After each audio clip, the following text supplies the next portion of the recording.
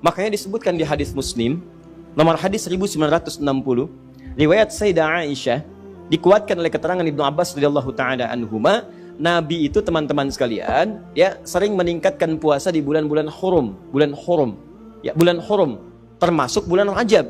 Ya, kata Sayyidah Aisyah, termasuk juga kemudian Ibnu Abbas radhiyallahu taala anhuma, saya kadang melihat Nabi sallallahu alaihi wasallam sering puasa, seakan-akan nggak buka, tapi juga sering melihat beliau buka, seakan-akan nggak puasa. Ya, maksudnya apa? Maksudnya kalau Anda ingin kemudian meningkatkan puasa di bulan-bulan hurum seperti bulan Al-Muharram, bulan Dzulqa'dah, bulan Dzulhijjah, bulan Rajab, itu silahkan, boleh-boleh saja. Walaupun tidak ada kekhususan mengkhususkan puasa di satu bulan saja, tidak. Ya, tapi kalau Anda ingin tingkatkan puasa, silahkan, ini dalilnya yang sahih. Apa dalil sahihnya? Tadi saya bacakan. Ya, pertama isyarat ayat Qur'annya menyebutkan demikian. Yang kedua untuk puasanya hadis Muslim nomor hadis 1960. Kalau Anda ingin menunaikan puasa di bulan Rajab dengan mengikuti Nabi, isyaratnya untuk menghidupkan evaluasi diri, terkhusus di bulan-bulan haram yang 4 tadi, maka itu tidak ada masalah, silahkan. Sunnah, boleh. Kalau ada yang tanya, boleh nggak saya puasa bulan Rajab? Silahkan. Anda mau Senin puasa? Silahkan. Kamis puasa? Silahkan. Tidak ada batas, seperti hari-hari biasa. Seperti hari biasa, cuman pahalanya ketika Anda kerjakan untuk menghindari maksiat, maka tadi itu bisa berlipat dari hari sebelumnya. Jelas sampai sini? Jadi kalau Anda ingin puasa bulan Rajab, misalnya saya pengen puasa Senin, boleh. Pengen puasa Kamis, boleh. Pengen puasa Senin Kamis, silahkan. Pengen Ayyamul Bid, silahkan. Pengen puasa Daud, silahkan. Atau pengen misalnya puasa beruntut, Senin puasa, Selasa puasa, Rabu puasa, Kamis tidak, boleh. Apa dalilnya? Tadi, karena puasa di bulan-bulan hurum dianjurkan oleh Nabi SAW. Bulan hurum ada 4, 1 Dzulqa'dah, 2 Dzulhijjah, 3 Al-Muharram, 4 Rajab. Paham? Tapi kalau ada kemudian yang menyampaikan kepada Anda, kalau Anda puasa di bulan Rajab akan mendapatkan pahala sekian.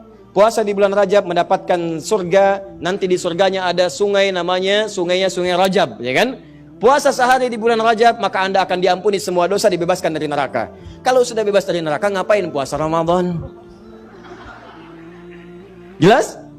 Jadi keutamaan puasa di bulan Rajab itu sebetulnya keutamaan umum yang disebutkan dalam dalil-dalil masuk dalam kategori puasa dan ibadah di bulan-bulan hurum, seperti keutamaan di 3 bulan yang lainnya. Tidak ada amalan-amalan khusus misalnya yang hadis-hadisnya menunjuk keistimewaannya. Tapi kalau Anda kerjakan, silahkan saja kerjakan dengan niat mengerjakan amalan-amalan rutinitas seperti yang lainnya. Dan pahala Allah berikan kepada Anda. Contoh, Anda pengen sholat malam, silahkan sholat malam. Mau di bulan Rajab, bulan Sya'ban, bulan lainnya silahkan. Ya, sholat pertengahan malam silahkan, tahajud silahkan, ba'diyah maghrib silahkan, ba'diyah isya silahkan. Tapi kadang-kadang teman-teman sekalian, jangan sampai kemudian termotivasi oleh dalil-dalil sebetulnya yang tidak ada susunannya atau informasinya dari Nabi SAW. Contoh, pernah mendengar kalimat ini?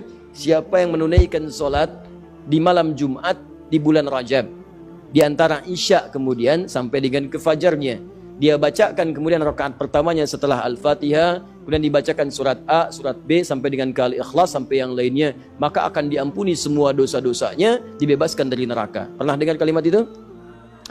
Ini hadisnya hadis palsu. Ya, hadisnya hadis palsu. Bahkan di kitab hadis palsu pun tidak ditemukan. Ya, saking palsunya hadis ini, di kitab hadis palsu pun tidak ditemukan. Pernah dengar hadis ini? Inna fil jannati baban yuqalu Rajab. Di surga itu ada satu pintu, satu sungai. Nama sungainya Sungai Rajab. Siapa yang bisa puasa sehari di bulan Rajab, maka dia akan mendapatkan kenikmatan surga di situ dengan air minum dari Sungai Rajab. Pernah dengar? Nah, itu hadisnya pun hadis palsu. Saking palsunya, teman-teman, di kitab-kitab yang primer pun tidak ditemukan. Saya sudah menggali, ada 7 kitab yang menyampaikan itu. Saya sudah tulis semuanya, 7 kitabnya, di mana ininya, rawinya siapa, saya sampaikan semua. Ini ada At-Tashi Ashar Al-Masyhur Baghdadiyah, pengarangnya Abu Tahir As-Salafi, Fadailu Syahr Rajab Al-Hasan ibn Muhammad Al-Khilal, Fadl Rajab Abul Qasim ibn Asakir, Al-Amali Al-Khamisiyah karangan Yahya bin Al-Husain Al-Syajari, Al-Jurjani, Syu'abul Iman karangan Al-Baihaqi, At-Tadwin fi Akhbari Qazwain karangan Abdul Karim Ar-Rafi'i, Fadailul Awqat karangan Al-Baihaqi. Semuanya dicantumkan untuk menginformasikan pada kita hadisnya maudhu, palsu, paling minimal dhaif. Jadi dituliskan itu untuk kasih informasi, ini hadisnya dhaif ya, hadisnya palsu, jangan dipakai sebagai rujukan, bukan dituliskan untuk menginformasikan pada kita itu amalan, jelas. Tapi kalau Anda misalnya pengen bangun malam, silahkan. Cuma jangan merujuk kepada informasi tadi. Jadi kita bersikap adil di tengah-tengah. Awas, hati-hati. hadis ini ditampilkan bukan untuk mencela orang. Jangan sampai Anda melihat ada orang misalnya puasa di bulan Rajab, Anda katakan, oh ya hadis palsu. Bukan. Karena dia bisa menggunakan yang sahih. Jelas. Anda sendiri nggak puasa, malah mencela orang. Kalau pengen puasa silahkan, tapi gunakan sandaran yang sahih hadisnya. Jelas? Kalau malam pengen sholat, boleh nggak? Boleh. Silahkan tunaikan sholat, tapi jangan jadikan hadis palsu sebagai sandaran. Paham? Ustadz, kenapa hadis-hadis itu muncul? Pada asalnya niatnya baik, cuma dilakukan dengan cara yang salah. Apa niat baik itu? Ada sebagian orang melihat keutamaan banyak di bulan Rajab, tapi orang banyak meninggalkannya. Akhirnya dibuatlah anjuran untuk mengerjakan itu semua. Cuma dituliskan dengan cara yang salah. Begitu disampaikan dengan cara yang salah, jadilah kemudian acuannya keliru. Itulah asal munculnya orang banyak mengerjakan amalan mengacu pada dasar-dasar yang kurang sempurna. Paham sampai sini? Jadi kalau saya tanya, boleh nggak puasa di bulan Rajab? Boleh. Boleh nggak sholat malam di bulan Rajab? Boleh nggak sedekah di bulan Rajab? Boleh nggak mengkhususkan saya puasa sehari di bulan Rajab dapat surga? Boleh? Itu yang dalilnya bermasalah. Paham sampai sini? Jadi itulah asal muasalnya, runtutan ayatnya sudah ada jelas, hadisnya sudah ada, yang palsu sudah ada, yang sahih juga ada, yang sahih dijadikan acuan, yang kemudian dhaif atau palsu kita tinggalkan. Sepakat sampai sini? Maka kalau sudah sepakat, yang tidak sepakat kita tinggalkan dan tidak ada pertanyaan lagi sampai harus diulang ke tahun depan.